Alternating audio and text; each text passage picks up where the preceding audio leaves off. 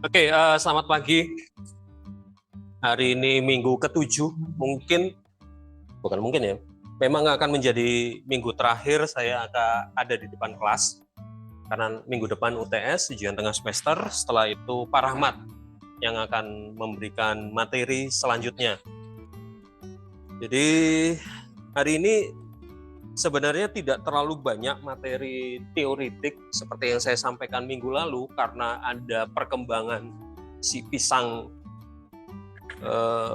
Google ini, itu yang kemudian menjadi dua materi terakhir dari saya di minggu ke-6 dan ke-7 terpaksa saya rombak total.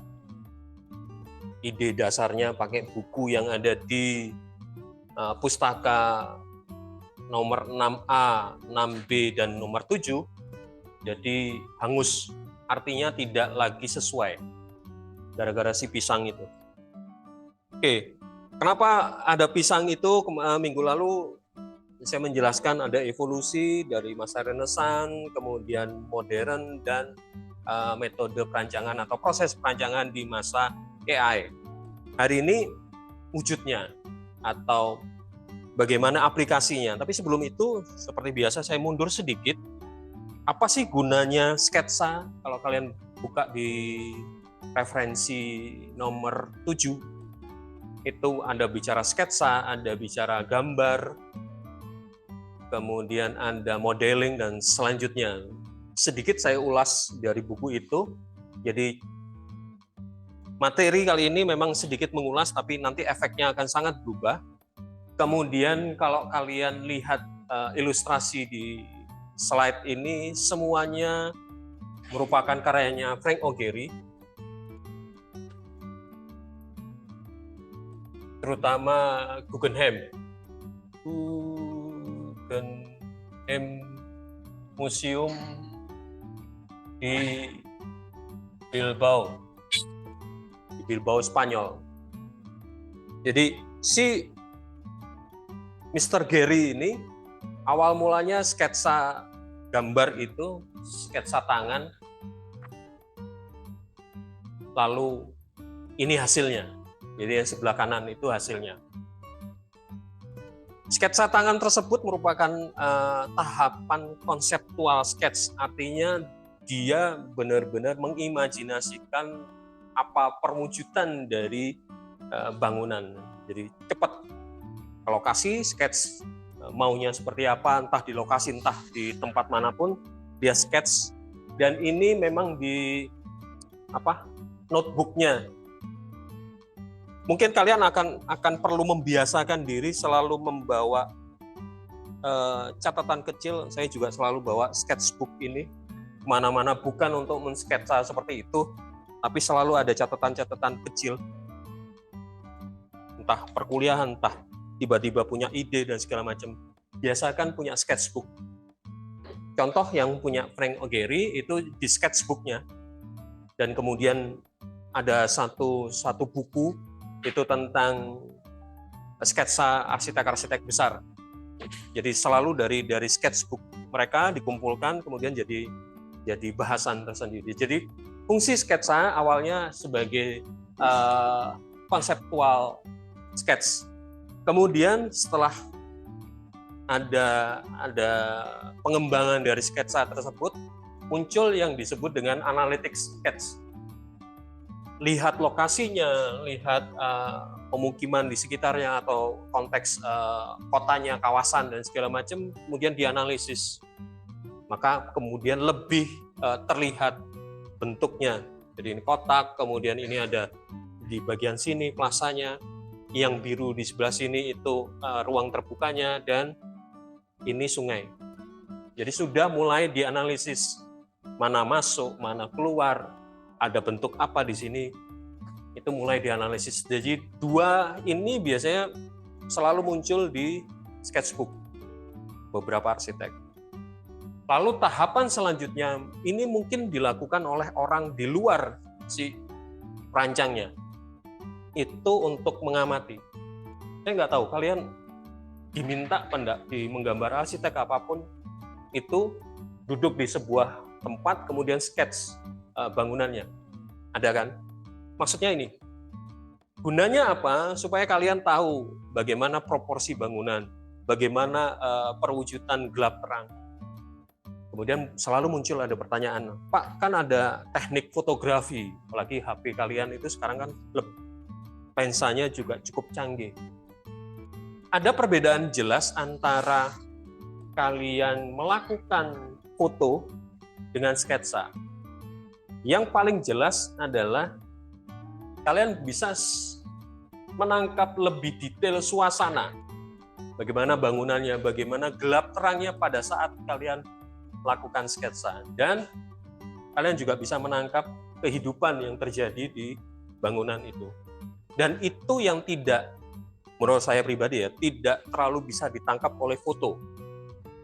Kenapa demikian? Karena foto hanya memfreeze momen itu. Ketika kalian pencet tombol shutternya. Sedangkan di sketsa itu biasanya, sketsa observasi itu biasanya ada rentang waktu yang cukup panjang. Sketsa-sketsa seperti ini biasanya dilakukan di lokasi. Artinya tidak terlalu jelas, tapi menangkap, kalau yang dua sketsa di bawah itu menangkap pembayangannya sekaligus efek material lempeng titaniumnya itu, efeknya atau apa yang kita lihat itu muncul di sketsa. Itu tentang sketsa. Lalu sebenarnya fungsinya sketsa apa sih?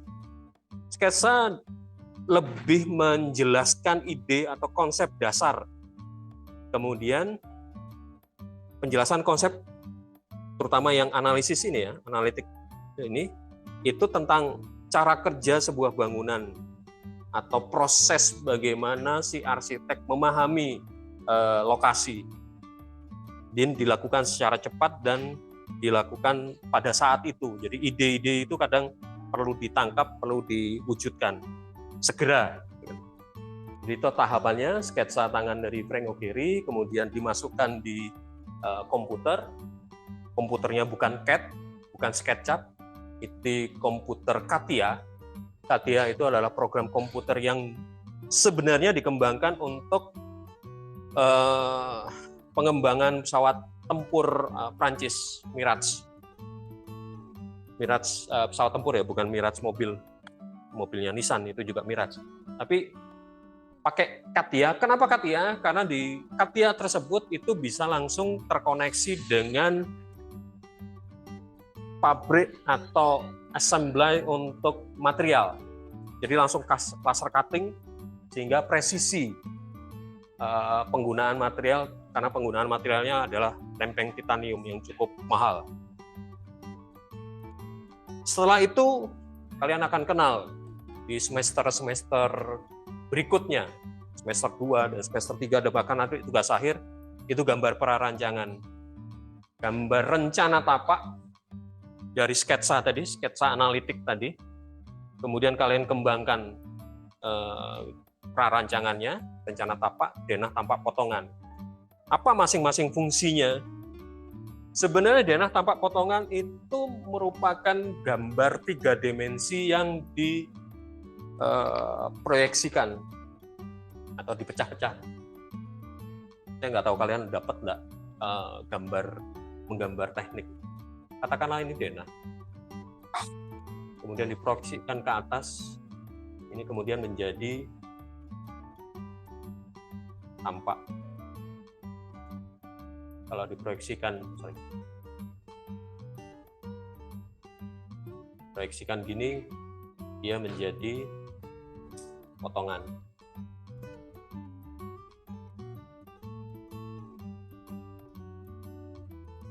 Jadi denah tampak potongan itu sebenarnya menggambarkan 3 dimensional.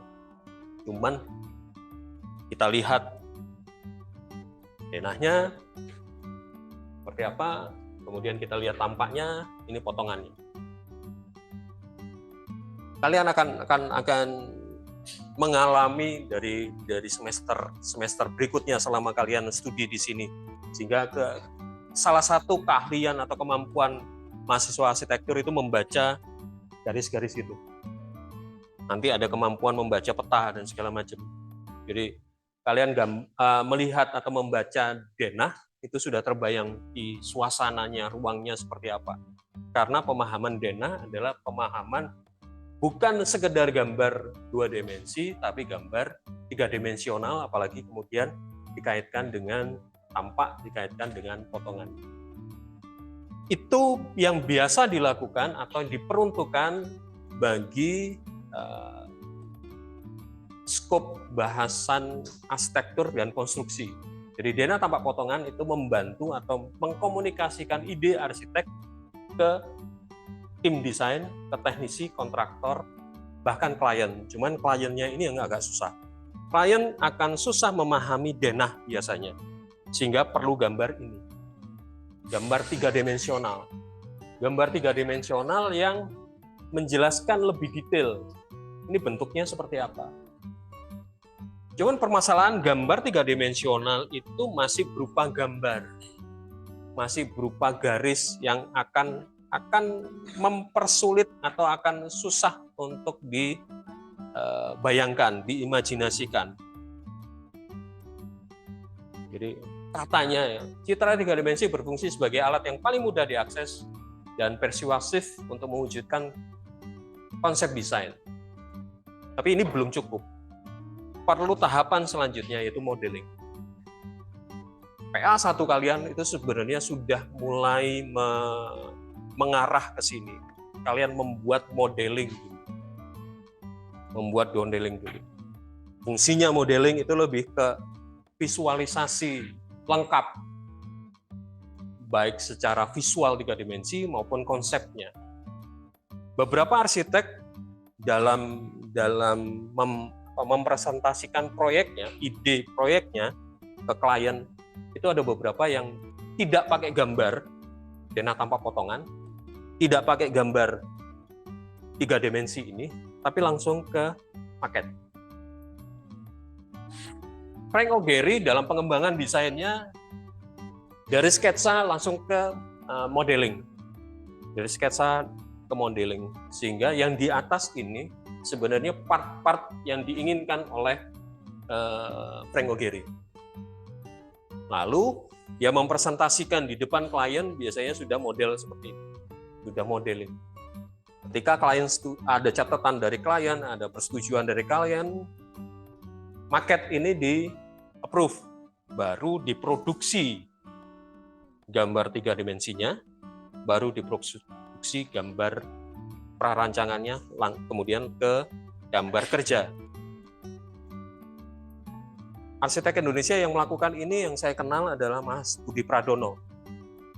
Mas Budi Pradono, kalau presentasi ke klien, usulan desainnya, dia selalu bikin maket. Dia selalu bikin modelingnya. Ketika si kliennya setuju, dia sempat ngobrol gimana prosesnya. Kliennya setuju, approve model seperti ini, baru digambar. Jadi tidak hanya sekedar visualisasi konseptual, tapi juga komunikasi. Jadi, sketsa, gambar prarancangan, gambar 3D modeling itu sebenarnya sebuah usaha atau sebuah komunikasi dari arsitek untuk mewujudkan ide dasarnya. Nah, minggu lalu saya sedikit mengulas proses rancang di masa AI. Di masa AI kalian akan sangat berubah cara merancangnya. Jujur ini agak nekat saya menyampaikan ini di semester 1 karena kalian akan prosesnya akan sangat cepat.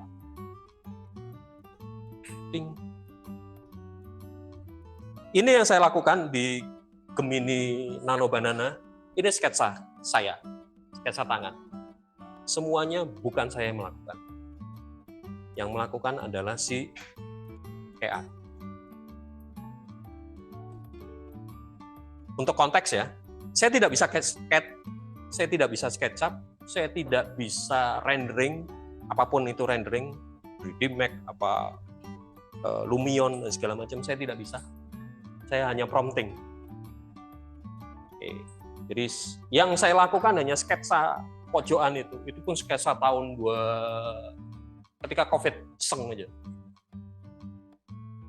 Hanya menjelaskan bahwa ini adalah sebuah kolom dari bambu, tolong buatkan suasana 3 dimensi, sebuah ruang dengan kolom tersebut, jarak antar kolom 10 meter, tinggi kolom 15, ukuran dari mana juga asal aja, seingat saya. Ini jadi yang pertama. Oke, tolong kembangkan menjadi sebuah ruang kreatif dengan tanaman, dengan manusia keluar ini. Tolong kembangkan bentuk ini dengan fungsi ada musik, ada ruang baca, ada kafe. Setelah itu saya minta kalau malam gimana suasananya, terutama di daerah musik, zona musik luar. Tolong buatkan 3 dimensinya, suasana 3 dimensi, atau modelingnya lah, keluarlah seperti itu. Lalu saya kembangkan lebih lanjut, buat posternya. Ini yang muncul dari AI. Berantakan, kata-katanya berantakan dan segala macam, tapi idenya dapat. Sehingga, dari ide itu tuh kemudian saya kembangkan lebih lanjut. Menjadi poster buatan saya sendiri. Tapi gambarnya gambar AI. Sebuah buluh bambu, buluh itu kan antara 2 ruas gitu. Sebagai ide ruang kreatif dengan penjelasan bahwa ini material bambu, material yang recycle, bisa diolah ulang, yang ramah lingkungan, yang ramah terhadap kehidupan di bumi, artinya sustainable design, juga meningkatkan O2, menurunkan CO2 karena materialnya material organik, sebuah industri hijau, pendekatan industri hijau yang ramah terhadap lingkungan, baik manusia maupun lingkungan secara keseluruhan. Dengan fungsi ada musik, ada baca, kafe, dan ruang rileks. Kalian sudah bisa bikin poster hanya dari prompting. Oke, Pak, itu kan dari sketsa. Bagaimana dengan ini yang kalian lakukan kemarin kan di PA 1? Cut and fold. Menuju ke sana. Belum ya? Baru proses ya menuju ke sana. Entah cut and fold nanti segala macam. Proses seperti itu. Oke, dari bentuk seperti itu tolong dong dibuatkan sebuah pavilion di tengah kota yang ramai. Wing.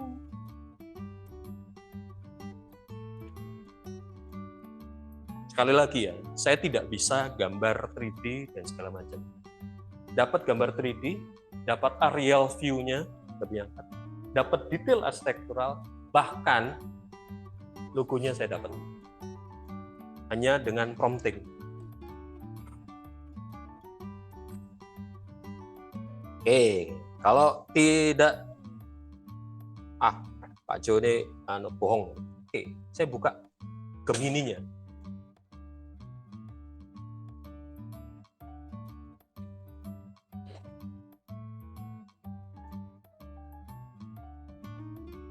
Itu Gemini-nya. Berdasarkan bentuk cut and fold, buat ide desain sebuah pavilion dengan referensi sebuah tokoh arsitek. Seorang tokoh arsitek, Geoffrey Otto. Kemudian dia menyampaikan, si pisang ini menyampaikan ada 3 ide besar, 3 konsep besar. Oke. Terus saya minta dia menjelaskan, tolong saya fokus di salah satu ide. Ini usulannya di awal, berdasarkan Frey Otto tadi, berdasarkan cut and fold tadi. Tolong kembangkan dengan ide yang kedua, pavilion grid shell adaptif di tengah kota yang ramai sehingga menjadi sebuah oase. Oke. Dikembangkan konsep intinya paru-paru hijau, kemudian ada pengembangan strukturnya, integrasi dengan taman hijau atau pendekatan biophilic design, fungsi ruang duduk, zona tenang, fleksibel, fasilitas kesehatan dengan fitur pencahayaan alami. Jadi seperti itu. Bentuk seperti ini bukan Frey Otto deh. tolong dibetulkan, tidak melihat free auto-nya. Dia nakal, 3 kali dia gambar yang sama. Sehingga saya sedikit agak protes. Aku masih sama. Tolong betulin. Enggak, kamu mengulang gambar. Oke. Sampai ampun Anda benar sekali. Saya sangat minta maaf. Oke, keluarlah seperti ini. Oke, saya suka, kembangkan lebih lanjut dengan ide detail arsitekturalnya. Buatkan aerial view. Lalu pendekatan ini, tolong dong logonya sekalian.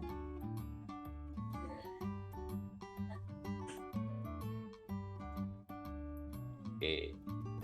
Seperti pertanyaan minggu lalu, terus ngapain kalian kuliah 4 tahun? Apa yang membedakan antara mesin ini dengan kalian? Apa membedakan manusia dengan mesin ini? Itu yang lebih penting. Sehingga tugasnya terserah dari sketsa, terserah dari tugas PA1. Kalian bikin dong. Lalu formatnya format poster. Format poster dengan tetap mengacu pada ide bentuk dasarnya apa.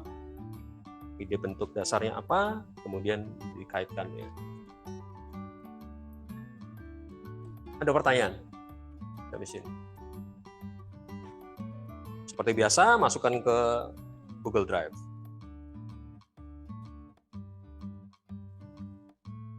Kebetulan saya pakai Nano Banana dari Gemini.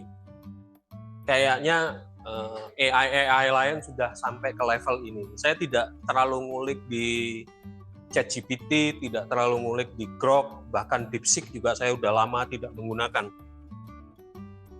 Saya fokus di Gemini. Di Gemini aja udah kayak gini.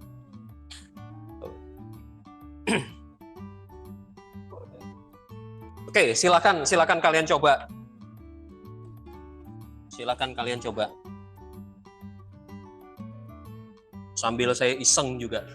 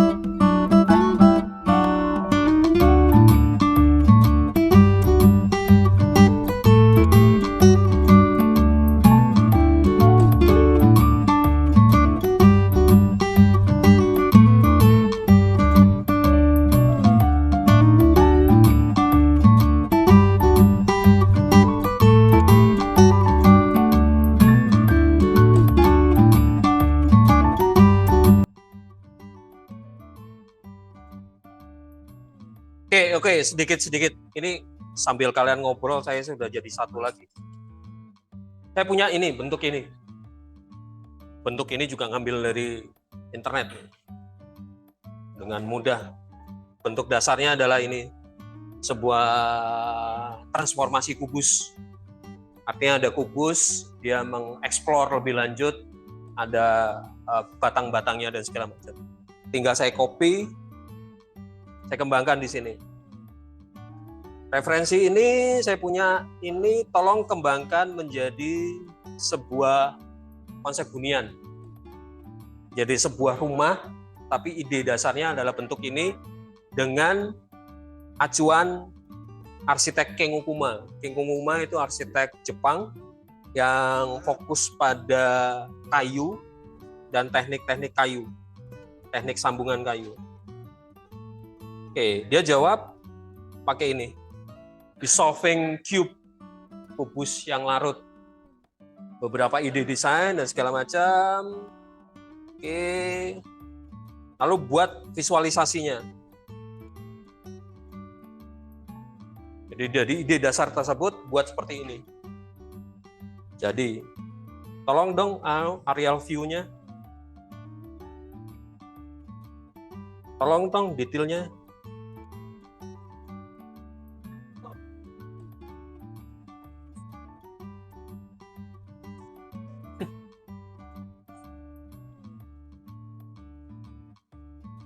Jadi pakai kayu, tetap Kengo Kuma kekuatannya di kayu, kemudian tirai pakai kertas, dan taman zen di atas.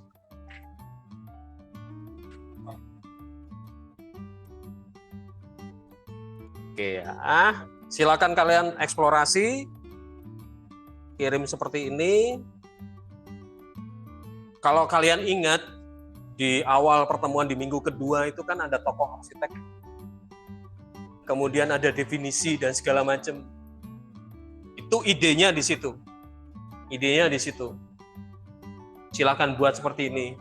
Oke, tolong sebentar. Tolong sebentar. Untuk minggu depan kalian UTS tidak perlu hadir di kelas. Karena saya akan kirim Google Form jam 8.30. Dan saya tutup di jam 11. Sifatnya personal, jadi bukan kelompok lagi, tapi personal. Saya akan kirim di jam itu dan ditutup di jam 11. Jadi kalau toh telat dan segala macam, itu derita kalian. Artinya derita kalian gini, kalau kalian tidak terlalu mengerjakan atau ada beberapa tugas yang lobang, mungkin tidak masalah. Tapi kalau kalian tidak ikut UTS atau UAS, itu sudah pasti tidak lulus. Jadi tolong diperhatikan. Saya pernah tidak meluluskan setengah kelas, serius, ini setengah kelas, ada 30 mahasiswa, satu kelas 15 tidak lulus karena ujian tengah semester mereka telat. Saya sangat strict dengan waktu. Makanya sekarang saya menggunakan Google Form. Dulu saya pakai Google Drive, kirim. Kalian masih bisa masuk. Tapi kalau Google Form saya bisa tutup pas jam 11. Kalau telat dan segala macam, derita kalian. Ini untuk khusus untuk saya. Jadi sampai kalau kalian ketemu saya di beberapa mata kuliah nanti lanjutan di semester berikutnya, saya akan cukup tegas di ujian tengah semester dan ujian akhir. Begitu. Pertanyaan. Kembali ke sini. Jadi silakan kirim. Seperti yang WA saya kemarin, kalau yang ada yang belum tugas-tugas yang belum, silakan dilengkapi. Kayaknya besok saya akan tutup Google Drive untuk tugas. Lalu buat ide tetap ya, ide bentuknya tetap ya. Ide bentuknya itu dari mana? Kemudian